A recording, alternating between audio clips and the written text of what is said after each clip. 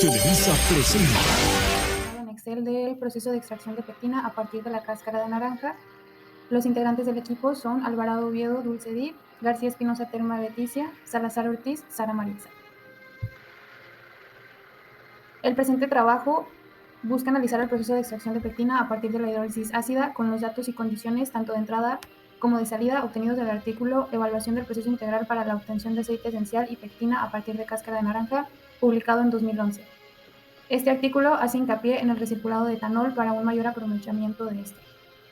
El proceso comienza con una hidrólisis de la cáscara utilizando agua acidulada con un pH de 2.8 durante 60 minutos y la concentración de hexametafosfato de sodio del 0.7% del peso de la cáscara. Luego se filtra la mezcla para separar el extracto líquido de los sólidos gruesos de la cáscara y se concentra el extracto de un evaporador a vacío, reduciendo a 1/3 de su volumen. El extracto concentrado se mezcla con el doble de su volumen de etanol al 95% fresco y recirculado, lo que precipita la pectina. Luego se decanta, prensa seca y muele la pectina. El balance de nuestro sistema global es el siguiente, para el cual nosotros contábamos con las especies de pectina, fibra, proteínas, grasas y aceites, ácido ascórbico, ceniza, azúcar, agua, ácido cítrico y etanol.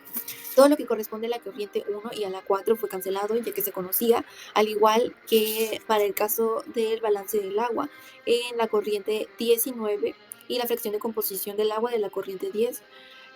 Para el caso del balance del ácido cítrico, se canceló también la corriente número 2. Para el balance del etanol, también cancelamos la fracción de composición de la corriente 11. En cuanto a las relaciones estequiométricas, nosotros solamente tenemos dos. Las informaciones adicionales, nosotros consideramos a la 4, 8, 9 y 5. En cuanto a las sumas de composiciones, están las de la corriente 6, 14 y la 18, lo que nos da un total de ecuaciones de 18 y 19 variables, que nos da como resultado un grado de libertad. Y esto se debe a que nosotros supusimos lo que está en la corriente 14, ya que la literatura de nuestro documento base nos decía que lo que entraba por esa corriente era etanol, pero que ese no estaba puro. Entonces nosotros decidimos documentarnos de fuentes externas y llegamos a la conclusión de que el etanol que entra por ahí estaba compuesto principalmente por un 5% de agua y un 95% de etanol. Ahora les explicaremos sobre los balances de energía. Para esto tomamos como referencia esta tabla que nos proporciona el documento sobre el proceso total, tanto de pectina como de aceite, por lo cual nosotros calcularemos las energías requeridas para la extracción de pectina. Para este sistema lo que buscamos calcular es la energía desprendida, ya que en el artículo nos menciona que la destilación, el cual es un proceso antes de la hidrólisis, se lleva a cabo a una temperatura de 90 grados Celsius, por lo cual nosotros supusimos que la temperatura de esa corriente era la misma. Y nos menciona que la hidrólisis se lleva a cabo a la temperatura de 80 grados Celsius, por lo cual nosotros supusimos que la salida en la corriente 3 es de esa misma temperatura.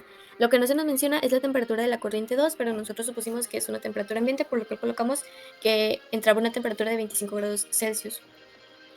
Y pues como primer paso calculamos el delta H de reacción, lo cual no coincidía, ya que como salía positivo nos decía que era una reacción que necesitaba energía, y lo cual nosotros queríamos que en este sistema la desprendiera. Al continuar con los cálculos nos dio que el calor era negativo, lo cual quería decir que igual se le estaba proporcionando calor al sistema, lo que no coincidía. Nosotros concluimos que no nos dio como esperábamos, ya que los CPs fueron sacados de diferentes fuentes en las cuales no nos mencionaban a qué condiciones estaban sacados, al igual que no nos decían de qué origen era, solo nos mencionaba que eran de alimentos.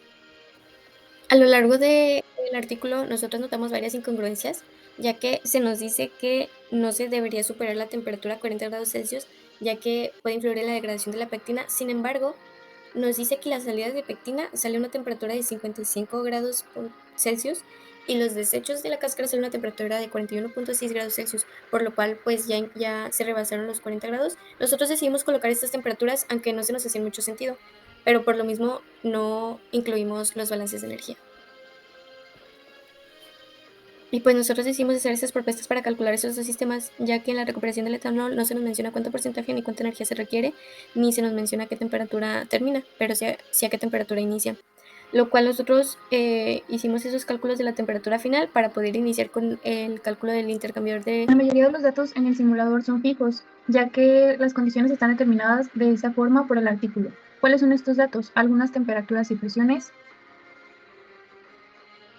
Y en el caso de las composiciones químicas es importante que sean inamovibles, puesto que de este modo es como se comportan los elementos y compuestos bajo las condiciones establecidas. Los datos que pueden ser modificados son los flujos másicos de entrada, como por ejemplo M1, que es el flujo másico de la corriente 1,